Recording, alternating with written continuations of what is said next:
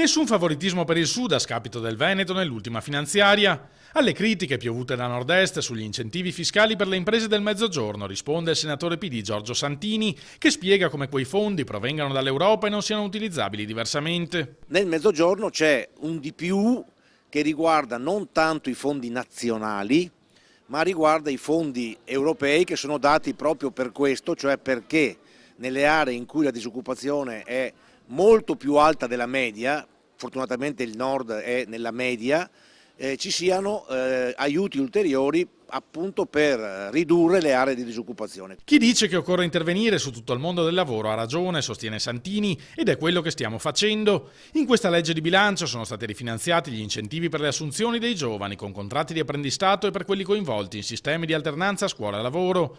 Questi incentivi valgono per tutta Italia e a beneficiarne in particolare il Veneto, dove questi sistemi sono più diffusi. Quindi i fondi nazionali sono sostanzialmente uguali tra nord e sud. Il sud avrà, proprio perché ha in alcune regioni la disoccupazione media molto più alta del resto del paese, del resto d'Europa, avrà la possibilità di utilizzare questi fondi europei che sono dati proprio per aiutare le realtà maggiormente arretrate dal punto di vista occupazionale.